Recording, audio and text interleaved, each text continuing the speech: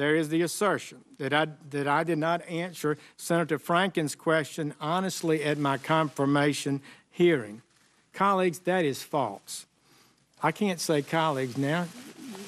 I'm no longer a part of this body, but former colleagues, that is false. This is what happened. Senator Franken asked me a rambling question after some 6 hours of testimony that included dramatic new allegations that the United States intelligence community, the U.S. intelligence community, had advised President-elect Trump, quote, that there was a continuing exchange of information during the campaign between Trump's surrogates and intermediaries for the Russian government, close quote. I was taken aback by that explosive allegation, which he said was being reported as breaking news that very day, and which I had not heard. I wanted to refute that immediately. Any suggestion that I was part of such an activity, I replied, quote, to Senator Franken this way, quote, Senator Franken, I'm not aware of any of those activities. I have been called a surrogate a time or two in that campaign, and I did not have communications with the Russians, and I'm unable to comment on it. Close quote. That was the context in which I was asked the question, and in that context, my answer was a fair and correct response to the charge as I understood it. I was responding to this allegation that we had met, surrogates had been meeting with the Russians on a regular basis. It simply did not occur to me to go further than the context of the question and to list any conversations that I may have had with Russians in routine situations, as I had many routine meetings with other foreign officials. So please hear me now. And it was only in March, after my confirmation hearing, that a reporter asked my spokesperson whether I had ever met with any Russian officials. This was the first time that question had squarely been posed to me. On the same day, we provided that reporter with the information related to the meeting that I and my staff had held in my Senate office with Ambassador Kislyak, as well as the brief encounter in July after a speech that I had given during the convention in Cleveland, Ohio. I also provided the reporter with a list of 25 foreign ambassador meetings that I'd had during 2016. In addition, I provided supplemental testimony to the Senate Judiciary Committee to explain this event.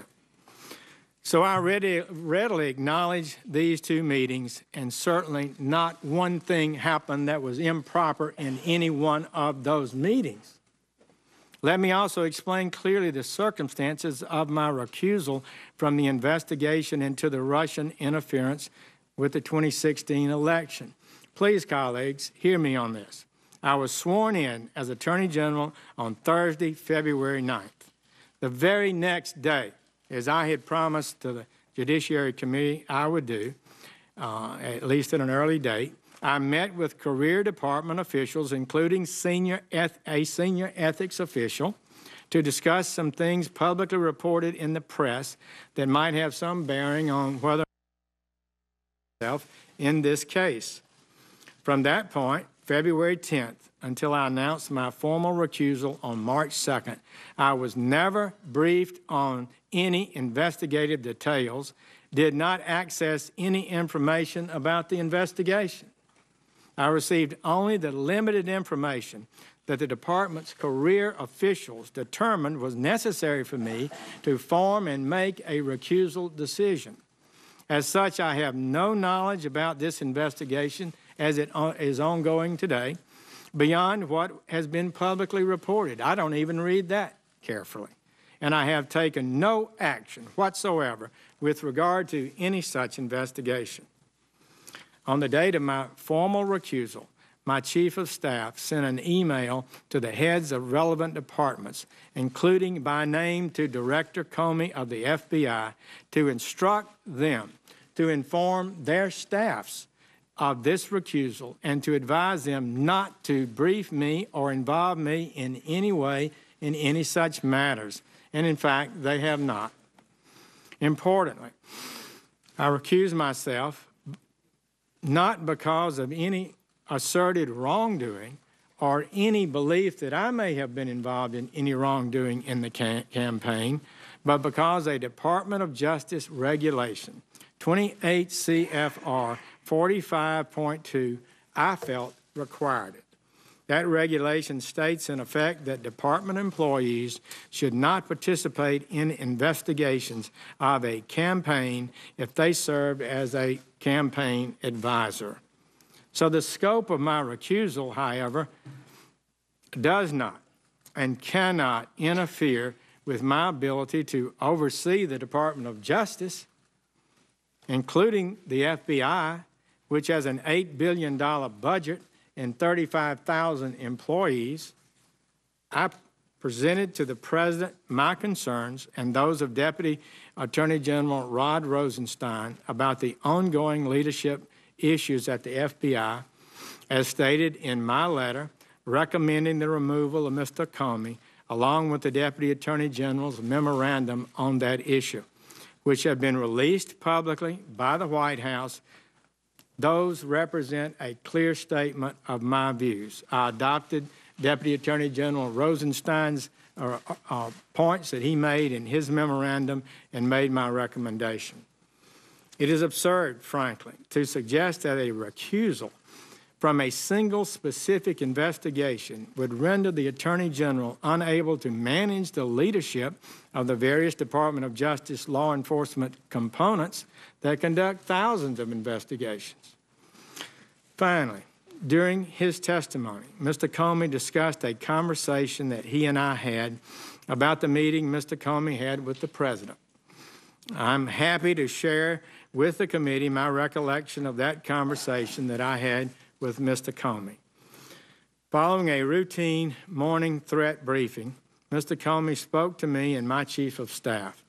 While he did not provide me with any of the substance of his conversation with the President, apparently the day before, Mr. Comey expressed concern about proper communications protocol with the White House and with the President. I responded. He didn't recall this, but I responded to his comment by agreeing that the FBI and the Department of Justice needed to be careful to follow department policies regarding appropriate contacts with the White House. Mr. Comey had served in the department for better than 2 decades, and I was confident that he understood and would abide by the well-established rules limiting communications with the White House, especially about ongoing investigations. That's what's so important to control.